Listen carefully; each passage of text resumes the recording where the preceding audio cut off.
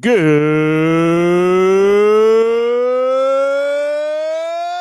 morning, Wrestling Inc. Welcome back to the Wrestling Inc. Daily. It is me, your managing editor of WrestlingInc.com, Nick Hausman, joined here as I am every Tuesday by our good friend from Second City, Chicago. It is EJ Cameron. EJ, welcome back to the Wrestling Inc. Daily. Good to be back, having a tropical Tuesday since it's raining in Gross. I thought I'd match your energy from last week. Yeah, on a fun shirt. Yeah, thank you. I appreciate that. Yeah, you connected. You had a fun shirt on, floral shirt. I did not have a fun floral shirt on. And for the record, I'm not really wearing a fun floral shirt. I am wearing a Nature Boy Ric Flair replica Toys R Us robe. Woo! Woo! Oh, styling and profiling, Nick. Yeah, this is a. I look like I work at Margaritaville. That's fine. I love Margaritaville. In fact, I'd love to go get wasted away in Margaritaville. Not today because it's gross out, right? But we should go. Yeah, let's do that. All right. We got a great show planned for you here today. Ton of news in the past 24 hours. After we talk the news of the day, you know the drill if you're listening in audio format. We are going to hear the latest interview. We're going to be playing part one. Ryan Satin, by the way, wow, look at that. I have to stop everything right here. Ryan Satin, impressed by the robe. Thank you, Ryan. Appreciate that. So if you're listening to us in audio form, you know the drill. After the audio, you're going to get part one of my most recent interview. And this interview, a little off the grid, EJ, a little off the grid. I'm going to be talking to Dr. Frank Romiscavige, or Romiscavige, I believe is the correct pronunciation. Dr. Frank, he worked for WWE as a doctor from 1993 to 2006. Yeah, and so this is part one. It's about 20 minutes. We're going to play part one later this week, early next week, depending on how all the other interviews fall. But in this part today, in this 20 minutes, you're going to get to hear him talk about treating Mick Foley inside of Hell in a Cell after he fell through the cell, and what it was like to deal with him then backstage, and how they did treatment that night for him. And you're also going to get to hear him talk about the night that Steve Austin broke his neck, and how he was the one to ride in the ambulance with Steve to the hospital. So really compelling interview. If you are interested in checking that conversation out in video form, it'll be premiering over on Wrestling Inc.'s YouTube channel here in about 56 minutes, and you can jump in the chat and check that out. But here in video or audio form for you guys listening that way. And then at the end of the show, we are going to dive into the mailbag. What did I make the mailbag about today? I totally forgot. I didn't even put it on the run sheet here. I got to pull it up again here. It's going to be exciting. Oh, yeah. Which NXT superstar would you like to see moved to Raw or SmackDown? That is what we're going to talk about at the end of the show. So we have all that out of the way. Before we get to the news of the past 24 hours, I do want to start the show off by congratulating Jungle Boy and Anna Jay from AEW. Jungle Boy shared a photo yesterday of the two of them kissing and her grabbing her butt. Like, that's like all I saw when I was looking on Twitter. I was like, oh my God, what is this ass grab going on? And then, turns out Jungle Boy and Anna Jay are dating, right? That's literally what is this ass grab happening here? When you open the whole photo up, you see him kissing, and it's very sweet. Oh, yeah. Sweet. I've seen the picture. Yeah. But I was like, but he cropped it down to that rectangle you see on social media. All I saw was butt grab in that photo. So anyway, congratulations. You two seem very happy on everything you're doing. All right. It is time for it now. Christian Arnold says it best. News that'll leave a bruise. News you can use. News that'll leave a bruise. Christian, thank you very much for setting me up there. We're going to start off with Raw. We got a mixed bag to get to here today. We're going to start with Raw. So let's start with the fact that McIntyre, he won this triple threat main event, and he is now going on to Money in the Bank. Before we talk about that, I would also throw in that Randy Orton, who was supposed to be involved in this match, did not appear on the show. He was still advertised for the match leading up to Raw on the USA Network. And then Riddle winds up taking Orton's spot by winning this battle royal that started the show. And then he ultimately lost, and McIntyre would win. So that's the long and the short of it. What do you think of the main event and the fact Drew McIntyre now on his way to Money in the Bank. I mean, you called it. You're like they're probably going to put him up there. I am not happy about it. I think in the internet community too. But there was so much of a mix up going on. That was an opportunity for somebody who wasn't already there. Like if Orton's not going to be there, I get it. Riddle, whoop de whoop. But why not just have somebody? We had Jinder. Yeah. Was in the Battle Royal. Have him win, or Jeff Hardy and have him in the triple threat at least. I don't know. Yeah. I feel like that spot should have gone to somebody else. Well, I understood why Riddle was in there, right? It was just a chance to continue on with the Orton thing. And by the way, I'm not discounting the fact that maybe something happened with Orton here or whatever, but the story they told of Matt Riddle, like becoming Randy Orton and then like the false pyro and everything, seemed like more thought out than if they had like an hour's worth of time. Like there was several segments that kind of played into a theme. And if it was thrown together at the last second, kudos, but it felt like orchestrated to me what they did on Monday night. Yeah, it was so orchestrated. I was like, oh yeah, Riddle's going to win and Orton's going to be in and someone's going to say, you can't do that. Or some sort of Orton's like, I can't believe I have to say thank you, but thank you, to at least push that story forward. But it just, and McIntyre wins. Good night. Well, Samantha here saying Damian Priest, right? And he did make it to the last two there, Riddle. But, like, do you want Damian Priest to be losing in that triple threat if you're actually, like, having plans for him? And we found out, like, this morning, PW Insider saying that he was just away for personal reasons, nothing injury-related. So maybe trying to protect this guy. I wouldn't want to toss him in to lose to two top guys in that triple threat. You could protect him a little bit in a battle royal. I don't know, put him in the triple threat and have him win. I get it. I understand. But, look, I think when Drew McIntyre wins this Money in the Bank at Money in the Bank, I think the fans are going to be there for him. I don't really think Drew's going to get booed. I don't think we're quite at like Roman John Cena levels with Cena. It's not winning a title, but if you can't give him a big win in front of the first fans you've had for the title, then I think that giving him a big win of a Money in the Bank in front of fans, I mean, you're going to try to give these people as much popcorn as you can to keep them happy and satiated at the show. I understand the complaints about Drew, but it's not like you're going right back to Bobby Lashley. You're going to let this guy do something different with this briefcase. Get him away from what he's been doing here for a little while, hopefully. Maybe, or he shows up at the end of the night with it. And that's the thing. As someone who's been around crowds recently and performing for them, people are like extra, Nick. So yeah, I wouldn't be surprised if they boo him. If he wins, the audience very well, his music could hit and they might boo him just because they're like, we're going to make him that guy now because we decided and I've been stuck inside. I mean, I guess, and I know AEW's audience is different than WWE's, but AEW's audience is largely behaving the way that I think that they want, that the show wants them to be. We haven't really seen any wild cards over there wrestling-wise right now, you know? But WWE, I feel like WWE fans, it's like you're in a marriage and you're unhappy and you come home from work just to kind of get into a fight and then go to sleep. I feel like a lot of WWE fans that are adults are like, maybe I don't know. Somebody tell me I'm wrong. I'm not. I'm getting combative. No, I mean, I get it. You know, it's a weird time for Drew McIntyre. I just think they're going to use this as a chance to cool him off for a little bit. I wouldn't expect him to do anything big and crazy and, you know, main event level here in the lead to Money in the Bank. I think he's qualified. He's just going to be talking some trash, maybe, you know, involved in a 6-man with the other Money in the Bank people or whatever. But I'm not expecting to see a Drew McIntyre push in the main event. Like, I keep seeing, yes, if Damian Priest wasn't going to win Money in the Bank, I would rather not see him in it to take an unnecessary loss. I agree with that. Same with Damian Priest. And they're pushing for Damian Priest. I get it.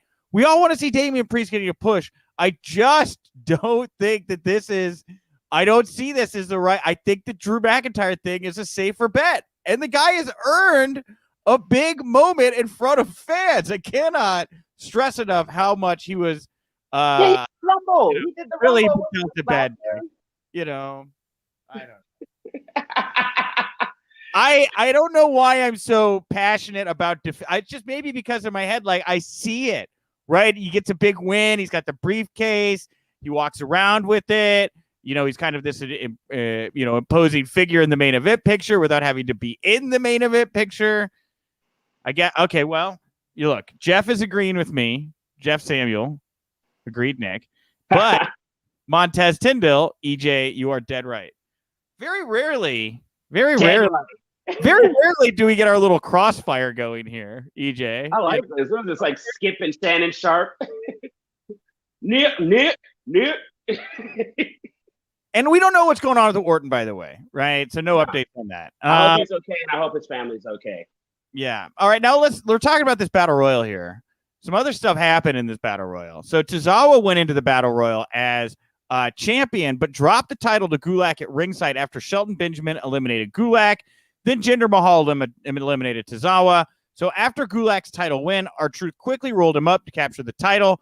Tozawa jumped off the apron, cannonball style, to take Truth down, regain the title. This was Gulak's 7th reign, Truth's 52nd reign, and Tozawa left Raw in his 10th 24/7 title reign. These were the first 24/7 title changes since May 17th on Raw, which saw Tozawa capture the title from R-Truth. Congratulations to Tozawa, the push we all deserve and have been waiting to see. Is he just like a solo ninja now? Like, what happened to, you know what? I don't know. Dude, I'm like upset.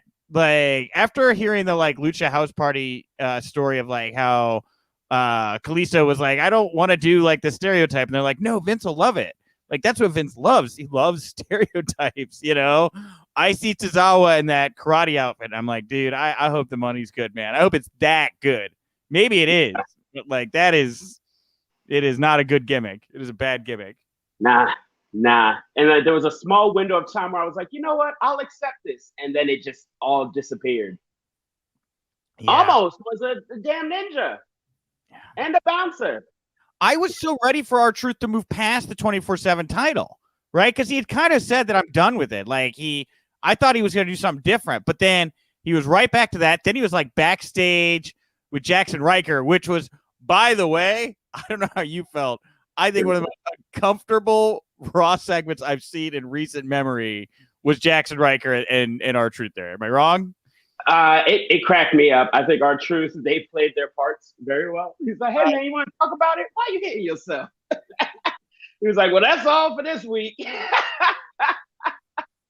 They got to do something else with R-Truth, man. I think R-Truth is somebody that deserves to do something in front of the crowd, I think.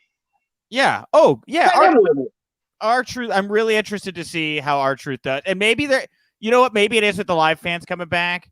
Maybe they're like, oh, the 24/7 title, let's bring it back. Let's warm it up again. We're going to use it to do some fun stuff in the crowds, or maybe that's why we're seeing a resurgence of it right now. Yeah. I don't know. But Jackson Riker, yeah, he beat Elias in this 3.5-minute strap match. Elias also debuted a new theme song before the match, which got a lot of attention coming out of the bout. I don't know. I don't want to blather on about it, but like, babyface, like militant Jackson Riker is just the weirdest babyface to me. Like, you kind of need a babyface.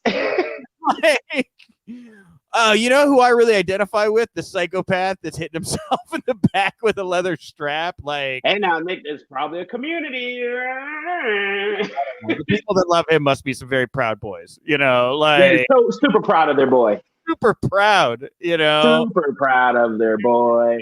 You know, yeah, I don't know what they're going to do with him or what he's going to do next. Maybe he's like one of those lower card monsters that, you know, they might stick him with a smaller guy, or I think it's all going to come down to the fans, right? If the fans, if he even gets like a whisper of an applause or cheers for laying out Elias or stopping Roman from murdering Dominic again or whatever it may be, this guy's going to get a push. Right.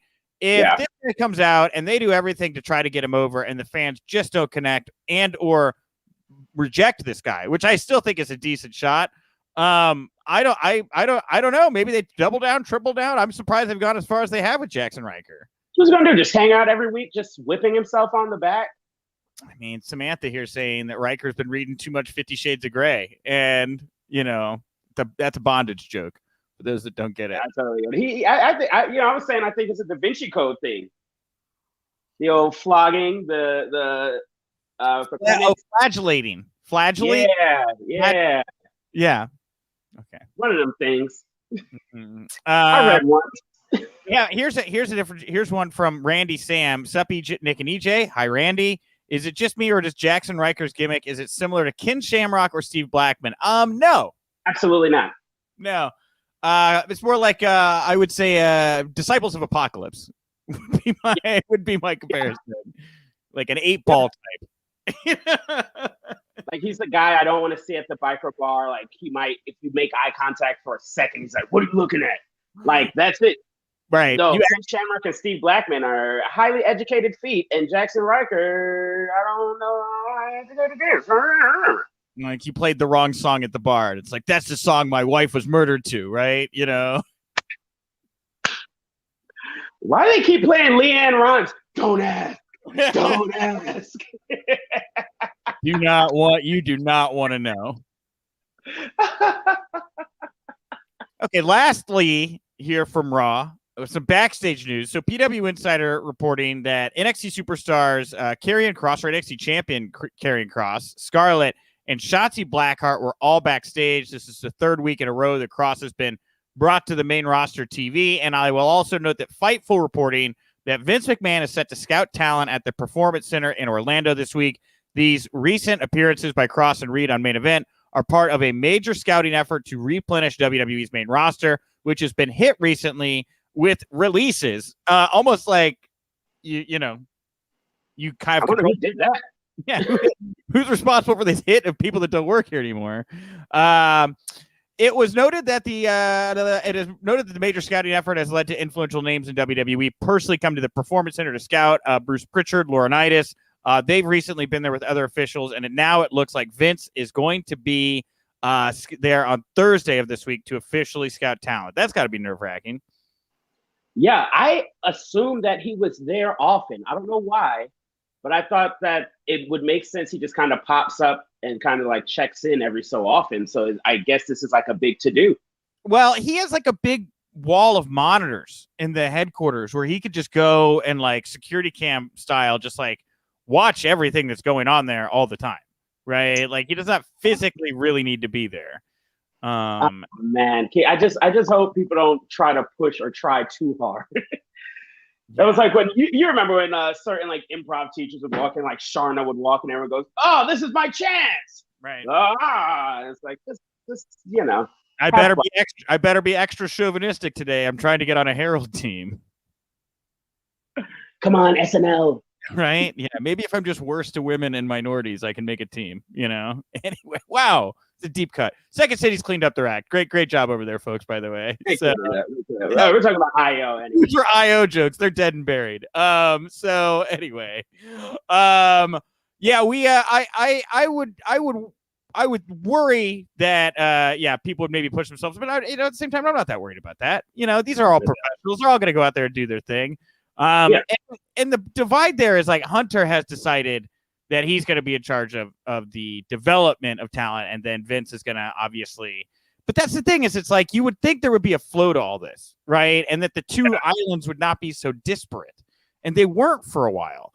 Like, I think we can all go back and look at that Survivor Series from 2019, where NXT was really made to look like a third brand. They were launching on Tuesday or Wednesday nights. They were trying to make this thing legitimate, and then they just stopped. And like, you mean when they stomped all over Walter and nobody sold his chops? Sure. Sure. You know what makes me want to ask you, Nick, what do you think Vince is looking for? Like, we know what he's always looked for, and he always has like a special eye for certain talent. But in this day and age, does that thing that he's looking for still withhold? I think he's looking for his next Cena. If I had to guess, Roman Reigns is the franchise player at the moment, but, I don't know how, 3 years from now, is Roman Reigns still going to be with WWE?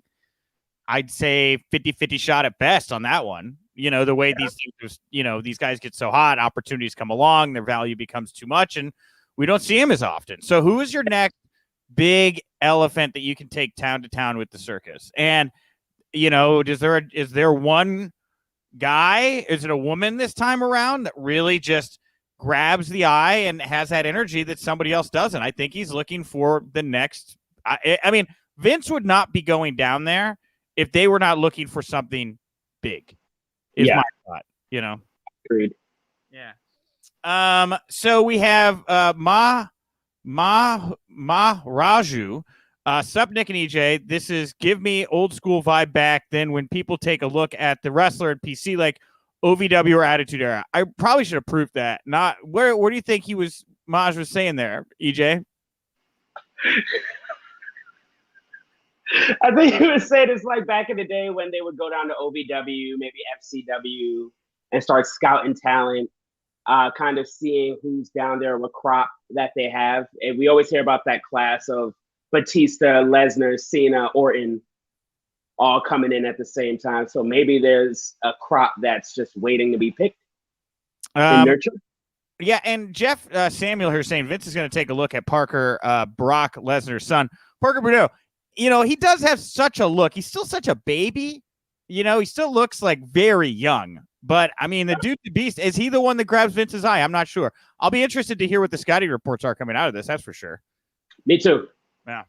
All right, on to at WrestleVotes here. They're saying that the final Raw from the Thunderdome is going to be taped. It's going to be held inside the Thunderdome at the Yuengling Center on July 9th. The last one is going to be July 9th. The last live one, July 9th, SmackDown at the Yuengling Center. Then the July 12th Raw.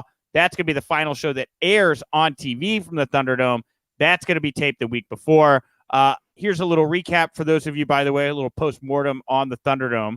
WWE first launched the Thunderdome from the Amway Center in Orlando on August 21st, 2020. So we are just over a year of the Thunderdome.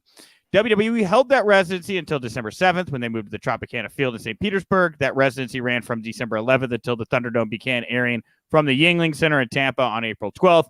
WWE noted back in March that they had over 650,000 fan requests for Thunderdome seats at the point, with 130,000 of those requests coming in the first 3 months. So there it is. No more Thunderdome. We're moving on. I still think you said something when they I think last week you said they should keep the name. They should totally keep the name Thunderdome. Totally. Welcome to the Thunderdome. We're bringing the Thunderdome to your hometown now, right? Like, you just feel cool in a Thunderdome, right? Yeah, you're driving and you see Thunderdome. You're going to think about Thunderdome and you're going to say, what's up with Thunderdome? I want to know what that's about. Sorry, I'm misspeaking here. Scott Fick, come on, Nick. It's the award-winning Thunderdome. Apologize. Yes, they won awards for this thing. I love how Tony Khan, by the way, in a recent interview was like, we almost did something like that, but then we were like, that's dumb. We're just going to keep doing our own thing here with these fans. And in the long run, I think their presentation, the Thunderdome, man, it feels just like so soulless. It's a weird. Oh, yeah, there's moments where, God, what match in particular was I watching? Shayna and Almost Super Nikki. It felt so awkward and quiet. Like whoever works the sound button was like, we'll put this on low murmur. And there were moments where I was like, there should be some noise here, just so it felt awkward. Yeah. Then we have here from Fightful. Here's a story I was very interested to get your thoughts on, EJ. So WWE reportedly released creative writer Kenneth Mobley for reasons related to her controversial comments on the Asian Not Asian podcast, not because of the backlash to those comments from the fans. Of course, this is where she thought Bobby Lashley's name was Bobby Ashley and all that stuff. So it was noted that several wrestlers and staffers felt disrespected by how Mobley spoke about the business after being hired, and the fact she didn't know who the primary WWE characters were. Word is that WWE officials actively discourage writers from speaking about the job. It was also said multiple sources stated how WWE writers coming in with no knowledge of pro wrestling is not rare, but there's usually an early effort made to learn about the product. Mobley still has not commented on her release as of this writing. She protected her tweets earlier in the week once her comments went viral, and then made her Instagram account private once the Observer report came out on Friday morning. Her accounts remain private as of this writing. So you're a writer. Yeah. She's a comedian, gets Never hired. got the call. Yeah, but what are your thoughts on this story? Are you sympathetic to her? Do you think are you upset with her for speaking out, or what is your thoughts on this story, EJ? I have a little bit of everything. She shouldn't have gone on and said those things on the podcast. But to some regard, she knew such little that I could see her just being a comedy person, being like, yeah, I got signed up to write for WWE. Haven't watched that since I was 5. Sure, whatever. Cracking jokes. Like, they hired her who had no knowledge of it. So her saying, this is ridiculous. I don't know anything about this job, but they hired me, I guess, whatever, shows her attitude towards it. And if that got her out of here, then it did what it was supposed to. Because if that's how she felt about it, she doesn't really care about the job. It's just a job. Yeah. But, like, do you have to, like, I guess, I don't know. Like, she'd only been there like a month or so. I guess I'm maybe more sympathetic than I should be, just because, like, I want more voices of people that are not hardcore wrestling fans in the room, you know? Yeah. And if something's not grabbing her creatively, and that's how she talks about it, then, like, I think that's, like, maybe publicly was the bad thing. Like, protocol-wise, yeah, I get it. Protocol-wise, bad. But, like, you know, Raw's been bland for a long time. And if she's sitting here like, all right, yeah, I walked in and you guys have like 3 inches worth of depth to these people. Like, what are we doing here? What am I writing? Yeah. Zingers? Is that what you want? You know, they told me about this R-Truth guy. I was very upset. You know, like, what do you? But that's what I'm saying. I get that because there's so many wrestlers that, you know, go out and talk about things. You don't hear too much from writers while they're there. So if that is the case and they wanted somebody who's just a normcore regular person, then I guess somebody should have pulled her to the side and smartened her up and said, hey, look, maybe don't say these things. You should learn these things and who these people are. But everybody got their feelings hurt. I'm sure somebody who's important was like, get her out of here. She doesn't know my name. How dare she? So I don't know. I'm also like, damn, they're looking for comedy writers? Like, are they looking for people with no wrestling experience? You're supposed to act like you're not a wrestling fan, is like what I keep hearing. Like, if you want to do this, like, you got to like pretend you're not a wrestling fan. Okay. Well, damn. All right. Yeah. Well, I got to go, Nick. I was never here. Right. Yeah. You got to doing this. I don't think helps your chances. Lady Wiz saying, taking the WWE aspect out and looking at it from an employment point of view, you can't just go around saying you're making 3 times the money and have no idea or care about the job. And I don't really feel like I got the vibe she wasn't caring or didn't care about the job. She just didn't really care about the, like, again, like you hear in her voice, like how little depth she felt she was really working with here, character-wise. She's also talking about the absurdity of the situation. If the internet community found out there was a writer, a podcast to the side, if they found out that she was a writer that only does comedy and didn't know the product, everybody would be like, oh, they have a writer there who she doesn't know anything. Oh, this is who's writing this stuff? She's saying what wrestling fans would have said. Isn't this crazy? I don't know anything about wrestling, and I'm in charge of wrestlers and they're creative. Huh, how about that? Yeah. So, anyway, I hope she does a podcast. I'd love to talk to her. I haven't been able to contact her. She's not talking to anybody. She's like pulled all of her socials and stuff. I saw like a screen grab of her saying something. Maybe it was like a protected tweet where she's like, I'm waking up to like 5 messages like this every day. And it's just people like telling her that she's dumb. And like, you know, I think, you know, it's like, and I saw Meltzer was like really banging the drum about like, you know, oh geez, like so ungrateful. Like how dare you come in and like, it's like, come on. Like it is just, it's so like, it's such a ridiculous boogeyman to me. Everybody gets so upset and like you're calling her dumb and like negative, like bad words or like some cases like way worse. And it's like, what are because she didn't know Bobby Lashley's name. Like, it's just stupid to me. Like, I have a lot more sympathy for her than like contempt in my heart. Honestly, yeah, I'm contempt for her, and I don't think people should be messaging her and harassing her. That's probably why she's protecting and that's the problem with a lot of fans. They just take it and go way too far. And it's like, God, you should die. And it's like, whoa. Yes. What was that for? The cameraman whose arm was shown, get out of here. But in the same breath, the next day we'll turn around and rip the product to shreds. Yeah. Yeah. So which one is it? Like, yeah. Well, this next story we have here kind of ties into the idea of like the culture of online bullying in pro wrestling. And after this, we're going to get to part 1 with Dr. Frank. But WWE Hall of Famer Nikki Bella, did I say Belly? Nikki Bella. That's weird. You did. Nikki Bella took to Twitter yesterday to apologize for 2013 comments she made about China, who passed away in April 2016. Nikki and Brie appeared on the July 26, 2013 edition of Fashion Police on E! With Joan Rivers, who passed away in 2014. The clip features Nikki commenting on a photo of China, saying how we don't know if it's a man or a woman, before Rivers joked that China's, quote, vagina has a penis. Wow. That 2013 video went viral this weekend, led people on Twitter to go after Nikki. The official China Twitter account, ran by those close to the former women's champion, issued a statement on the video on Sunday, which has since been deleted. They tagged the Bella twins in that statement, and while the original post was deleted, a second post was deleted. Their replies to supportive fans are still live as of now. One fan asked why they tagged the Bella twins in the now deleted post. The account manager wrote back, so all the people that follow them can see what we have said. The second now deleted statement reads like this: that video from the Bella twins is disrespectful.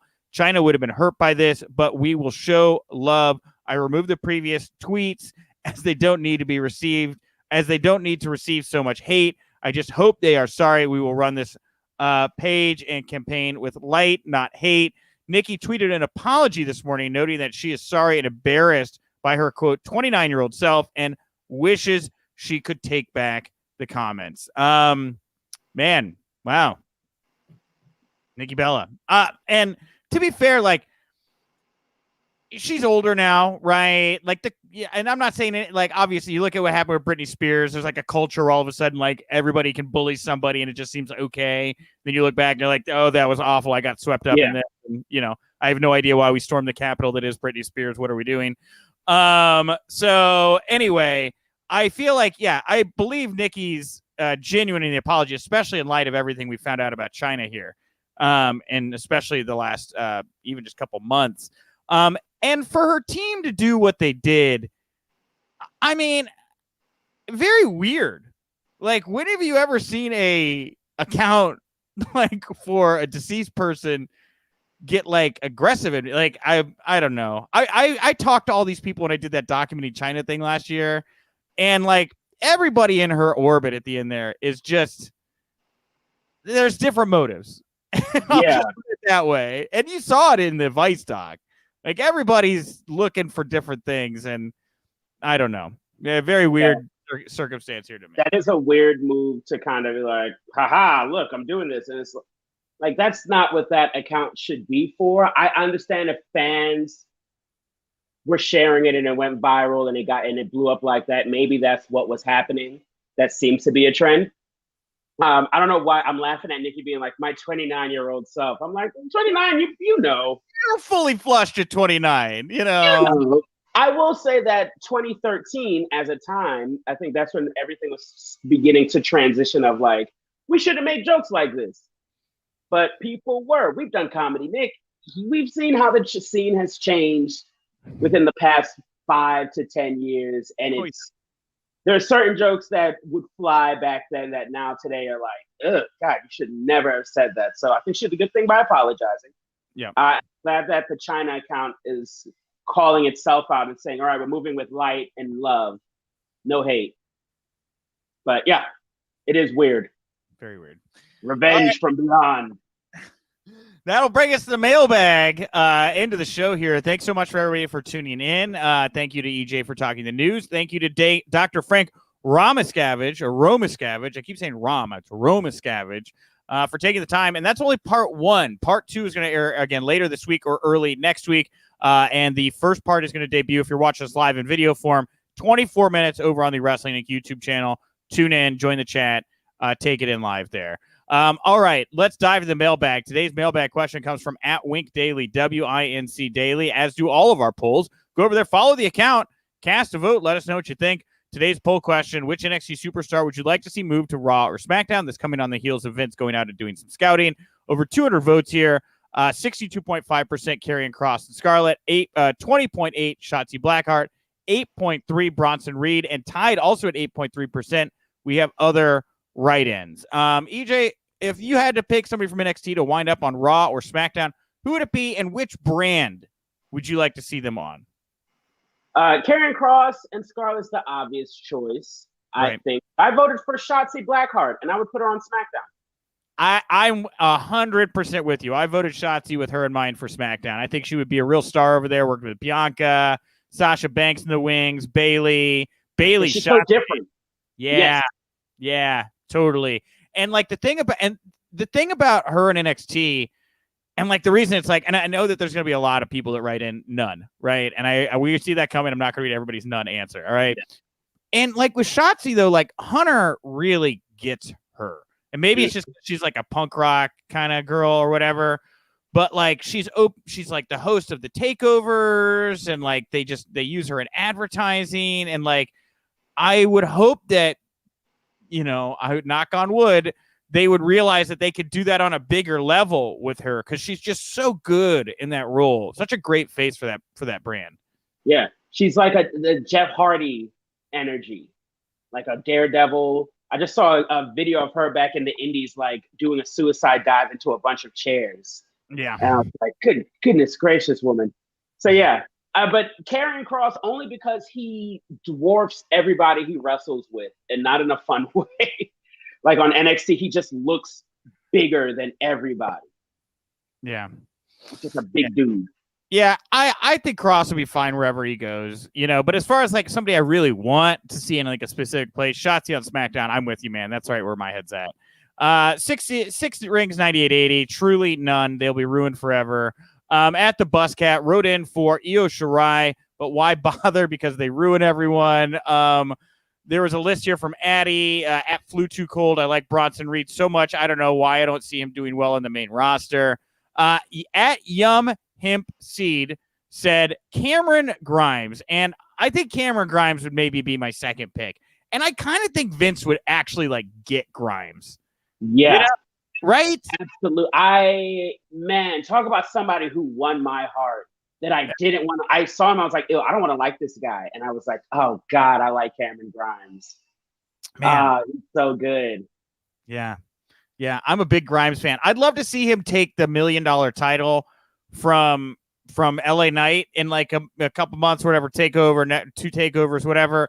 And then when he takes it, he goes, I'm going up, baby. I'm getting called up to the moon. I'm going to SmackDown, and takes his $1 million title, you know.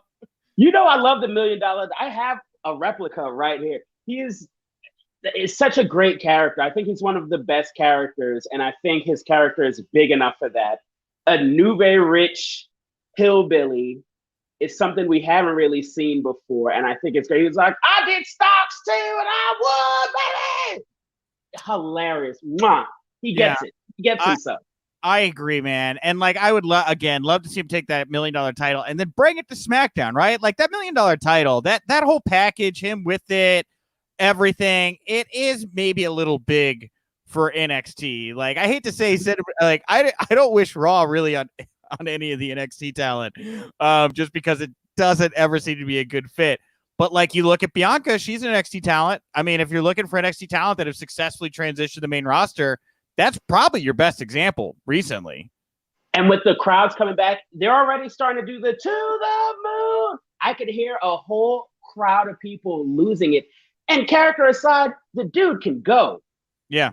He wrestles amazingly. Like, he doesn't look like how he wrestles, and I like that.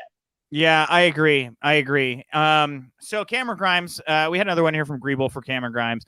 At Tommy Demis, trick question. I would need to first know if that cool little tank goes with Shotzi or stays in NXT. And we joke, but they did get rid of Aleister Black's badass entrance. And so if she keeps the tank main event, for sure, push the main roster. If she's going to lose the tank, then don't even bother. I mean, that's like how they got rid of Aleister Black. Man. I could see Vince just being like, it's a goddamn Power Wheel. I don't need this. Adults don't ride Power Wheels. I don't get it. What do adults do, Vince? They stare at walls and whip themselves with leather straps. No, it's like, okay. Let's see. A couple none of them. I'm not going to read all the none of thems. At Michael 43, bunch of numbers. Johnny Gargano and Candice, but I want Cross to leave because Vince McMahon doesn't deserve him. I want him in AEW or New Japan, where his character will be used correctly. And to be fair, they haven't. Yeah, like name dropper 5,000 saying, you mean like Archer, Lucha Bros, and LAX? Yeah, I mean it's not a guarantee. Big guy goes to AEW, does very well. There's not a whole swath of big men that have just inherently made strides. Yeah. So then a couple more nuns, and then that's it for the Twitter write-ins. Let's go over here, man. I found a fun one. Yeah, the comment section. Oh, sorry, go ahead. No, the comment section has just been lively here. So we'll start with Dino Garofalo. I would love to see Pete Dunne and Tegan Knox come up if NXT UK is allowed. Tyler Bate for sure. I don't know where Tyler Bate has gone. I guess he's in the NXT UK, I thought that he went away because it was the UK stuff with the wrestlers, the movement, the Me Too stuff. So I thought that was he was included in that. Yeah, he's over in the UK and he's trapped because of the virus and everything. And I just feel bad. Like I am just not engaged with NXT UK. Like I probably should be. Like that is a blind spot for me. But I love Tyler Bate, man. One of the absolute best matches I've ever seen live. Takeover Chicago, Pete Dunne, Tyler Bate for the UK title. Oh man, yeah. That was a slam bangingest match I maybe have ever seen live. At Rocky Baya here, Shotzi to SmackDown agrees. Randy Sam again, Shotzi for SmackDown. Samantha here, Finn Balor to Raw. Why would you want to send Finn Balor to Raw? We've seen that. Done it. I guess somebody else to feud with Lashley. Tegan Knox on SmackDown says Randy Sam. Scott Ficca, love Shotzi, but worried about what would happen to her on the main roster. A fair worry. Ma Raju, LA Knight to SmackDown, to which Joseph Vendetti said LA Knight would be a great main event talent. He has all the tools. What do you think of LA Knight? You high on LA Knight? I was going to tell you my opinion on him. I'm not crazy about him. What? Yeah. What? Yeah. What? Why has he not gripped you? He hasn't gripped me because it doesn't feel authentic, which I know sounds silly. It reminds me of somebody doing an impersonation of The Rock, in a sense of like, there was a particular time when all wrestlers all kind of talked and had that kind of panache, brother. And when I tell you what's going to happen tonight, I'm going to do this. And he has that old school feel, but something about it isn't hooking me. And everybody's like, I love him. He has an old school feel, but it just doesn't feel like, who is he? Yes. I think depth is the word you're looking for here. Yes, yeah. He feels like I am acting like a wrestler and how a wrestler should, but I don't know who he is, how he has money. He just showed up and is like, I have a leather jacket and I'm going to talk. Y'all need to see me, baby. And I'm like, who are you? Why? Yeah, I feel the same way. And honestly, the most engaged I've been to is when he beat down Ted DiBiase there, right? Like that was the first time where I was like, okay, heel $1 million man type thing. But for me, he's just a placeholder. Like, I want Cameron Grimes to take that title from him. And then once Cameron Grimes has that title, to the moon, baby, shoot him to SmackDown, whatever you want to do. I don't know where that leaves LA Knight in the vacuum on the other side of it. Like, he's going to need to do something to really grab me emotionally a lot sooner than later to get back on the tracks, at least in my mind. Because I'm with you, man. Yeah. Like, there's not depth there. Yeah, there's too many bad guys on NXT, too many heels who are doing cooler things and just better characters and self. Mm-hmm. I just don't know who he is. He feels like an intercontinental, like mid-card guy. Not trying to put anybody anywhere, but I just would like to see more. I need something just to know who he is, why he is, and then maybe that'll change. Alonzo saying Vince won't get Shotzi. She has green hair. She howls like a wolf, rides in a mini tank. Ruby Riott got released, so I don't like Shotzi's chances on SmackDown or Raw. Wow. Kind of brutal, but true. Yeah, because it reminds me of, you saw what happened to Ruby Riott. I was like, oh, great. She's so different and can go, they'll do something with her. And it was like, we don't know. Bye. Yeah. Kaylee Ray here says Randy Sam to SmackDown. She'd be great. Stanley Krupski. If Vince was smart enough, why not have AEW versus WWE on pay-per-view? Sure, it's come up. Then we have Dino Garofalo, Roman Finn could be fresh, sure, but I don't think Finn's a real threat. I mean, you got to stack up some real threats against Roman now. Like they have Roman beat him last time. He did, yeah. I like Edge. I think it's going to become Edge, Rollins, Reigns triple threat at Money in the Bank. But where does Cesaro fall after? You think Seth will be done with him after the next go? And I think Seth and Cesaro are going to be moved apart. I think because this past week, you saw it was the mixed tag match. The women, Bayley pinned Bianca there. Cesaro didn't have to take a fall. He lost the week before. Rollins goes in the back, protests about how he should be in the main event picture. I see that as the pivot, and I would see Cesaro maybe spinning off and feuding with Apollo Crews, if I had to guess, on Friday, back in that IC title picture. Yeah, okay. Yeah. I wouldn't mind seeing him in Roman again. I wouldn't either, but at this point, they've played with all the action figures in the box. Roman's at a point where he needs real, believable competition. I think Edge is a great first choice. You move on to Cena. Maybe it's Rocket Mania or Brock at Survivor Series. I don't know, but I think the next run of opponents for Roman are going to be some higher level names. That McIntyre cashing in his Money in the Bank briefcase. Yeah, but that's the thing is, if that's the way they go with it, I'm fine. But I want it to be 9 months from now, after Roman has beat John Cena, after Roman has beat Brock Lesnar, after Roman has beat The Rock.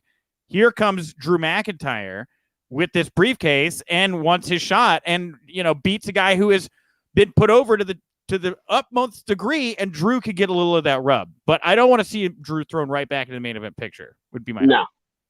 Same. Okay, we're gonna stop. We're gonna end there. We're gonna end the show. So that's all for today, everybody. Thank you for all the comments. Do I do transitions well? I can't tell. I was gonna say that was the smoothest. That's where you got to do the mom arm across the chest. A skirt. All right, we're snapping. We're here. We're done. It's over, everybody. Woo! I want to thank everybody for tuning in today. It was wonderful having you. What a lively comment section we had today. What a lively conversation we had. Lively outfits on. Ric Flair and Lou Albano, man. Exactly. So I'll be back tomorrow. Comedian Brian Wool will be my co-host. I'm going to tease mystery interview for tomorrow. Could be something I record this afternoon. Could be something I have in the tank. Not really sure. We'll see how it goes. If you like the Wrestling Nick Daily, support WrestlingNick.com. We're on all your socials, and the Wrestling Nick podcast goes live at night after big shows. And you can subscribe to the Wrestling Nick podcast on all major podcast platforms as well. EJ, what do you want to plug, promote, put over here to wrap up the show today? Be nice. Be safe this weekend. It's 4th of July weekend. Be safe. Be safe. Be safe. People have been in the house and they're about to go outside and do some wild stuff. Be safe outside, y'all. Outside is open and people have lost it. So be careful and protect your peace.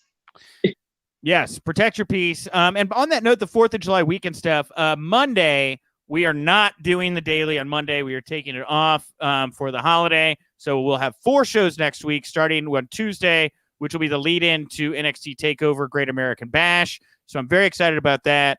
So EJ, I'll see you in a week. We're going to get the week going next week instead of just kind of the second show in. So, yeah, exactly. Guns out. Sun's out, guns out. Yeah. Wow. Big E over here, right? Just flashing the pecs in my chest. Bumping me. Oh, I bumped the pillow right off my chair.